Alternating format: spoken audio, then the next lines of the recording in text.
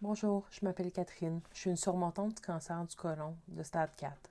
Mon histoire commence en fait en 1995, quand j'ai reçu un appel téléphonique de ma mère me disant que mon père a été diagnostiqué avec un cancer du côlon stade 4. Il a vécu 6 mois et j'étais à ses côtés quand il est décédé. Avançons d'un certain montant d'années, j'avais 42 ans. Vers novembre 2014, j'ai commencé à ressentir un épuisement extrême. Avant ce moment, j'avais été marathonienne. Je savais ce que c'était être fatiguée, mais c'était une fatigue de type différente. Je ne pouvais pas marcher de l'extérieur de l'école à l'intérieur sans avoir à m'arrêter et prendre mon souffle. Mes selles ont changé et j'ai commencé à avoir de fortes douleurs abdominales.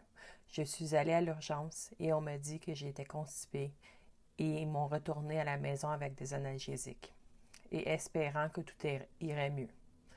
J'ai aussi commencé à ressentir une douleur sur mon côté gauche que je pensais pourrait être mon pancréas.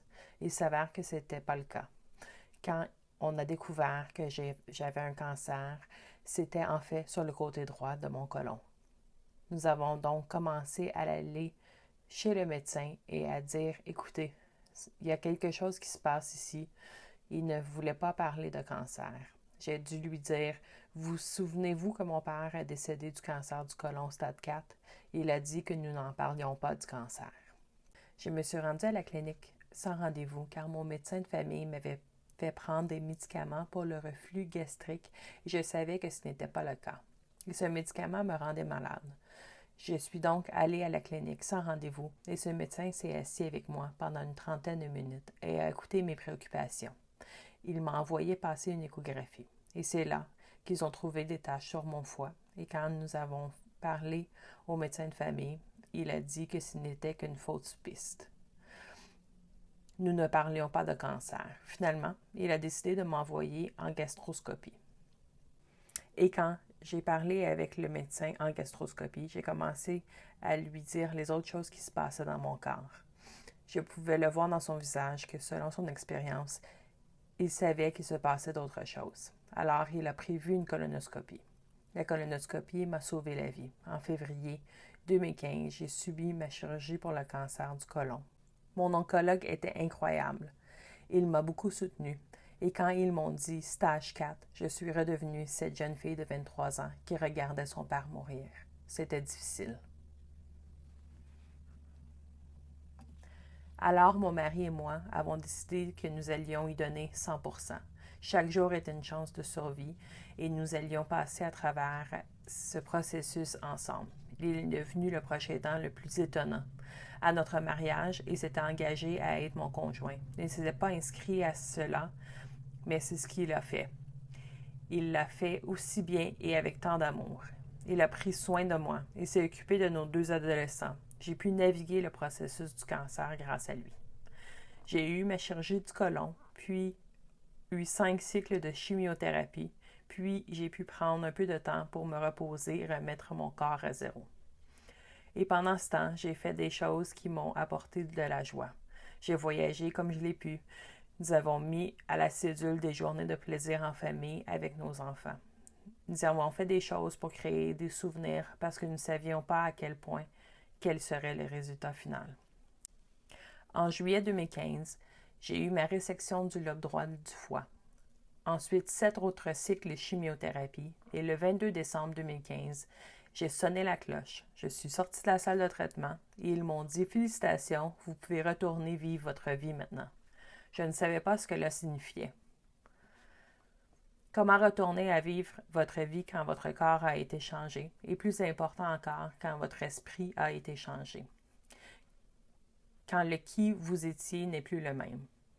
Il y a beaucoup de traumatismes qui découlent d'un diagnostic de cancer du côlon de stage 4, des chirurgies, des traitements subséquents, mais aussi de l'absence d'écoute des médecins.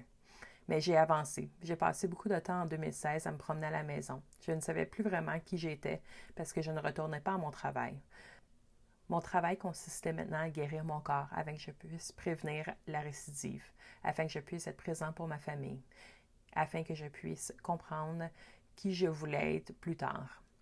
Mais j'ai commencé à devenir curieuse. Je ne me suis pas demandé pourquoi le cancer est arrivé, parce que ce n'est qu'une question qui n'allait pas m'aider. Mais je me suis demandé comment puis-je faire pour m'assurer que cela ne se reproduise. Je suis devenue vraiment curieuse de la nutrition. J'ai commencé à me demander quelle est la relation entre ce qui s'est passé dans mon corps et ce que je mangeais, et comment je peux guérir mon corps en changeant de cette façon de manger. À partir de mes connaissances en nutrition, j'ai commencé à organiser des ateliers dans ma communauté. J'ai commencé à voir à quel point la prévention était importante. Donc pour moi, il était vraiment important de commencer à partager avec d'autres personnes qu'il y avait des choses que vous pouvez faire pour essayer de prévenir. Il y a des changements d'habitude de vie que vous pouvez faire. Et puis j'ai continué à aller de l'avant. Mais avec ce sentiment de vide à l'intérieur de moi, j'avais ce sentiment qu'il devait y avoir autre chose, parce que mon âme, mon esprit ne guérissait pas. Il fallait qu'il y ait d'autres choses que sur le plan physique. Mais à l'intérieur de moi, j'étais toujours en colère, j'étais encore triste, j'étais encore en deuil de la perte de tant de choses. Je ne savais pas quoi en faire. Ma nièce m'a fait une suggestion d'aller en formation d'instructeur de yoga. Je n'aurais pas pu être à un meilleur endroit lorsque j'ai découvert que mon cancer était maintenant métastatique à mon poumon droit. On est retourné pour plus de chirurgie. La tumeur a été retirée de mon poumon droit et le week-end suivant, j'ai gradué de ma formation à titre d'instructrice de yoga. Je suis tellement reconnaissante de cette opportunité parce qu'elle m'a vraiment aidé à solidifier ma conviction que notre corps, notre tête et notre esprit sont étroitement liés et que nous devons travailler sur ces trois pour guérir et aller de l'avant, suivant un diagnostic de cancer. Je voulais être en mesure de servir d'autres personnes, de les aider à traverser leur diagnostic de cancer et au-delà. Parce que parfois, c'est la partie après le cancer qui est la plus difficile. La gestion du deuil, de la culpabilité, la gestion du stress, de l'incertitude et toutes les choses physiques, mentales et émotionnelles qui viennent après le cancer. Je suis donc devenue coach holistique certifié pour le cancer afin de soutenir d'autres personnes de la manière dont j'aurais aimé être soutenue. Et mon cadeau à moi-même, c'est de prendre soin de moi-même à tous les jours. Mes cicatrices sont mon rappel quotidien que j'ai du travail à faire et que mon travail à l'avenir est la prévention, afin que je ne retombe plus jamais malade. Et mon travail à l'avenir est de continuer à aider des personnes à comprendre qu'il y a des choses que nous pouvons faire. J'ai passé tellement de temps à éduquer mes deux fils, qui sont maintenant adultes, sur la nutrition, l'activité physique, comment ils doivent gérer leur stress afin qu'ils puissent être en bonne santé.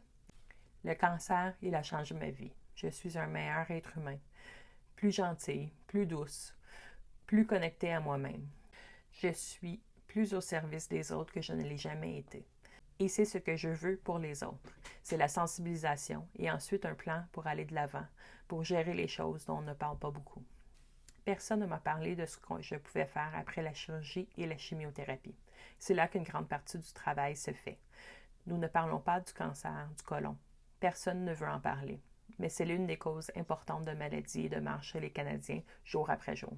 C'est tellement haut sur la liste. Nous devons en parler et les gens comme moi, qui sont des survivants du cancer et des personnes qui prospèrent après le cancer, nous devons partager notre histoire.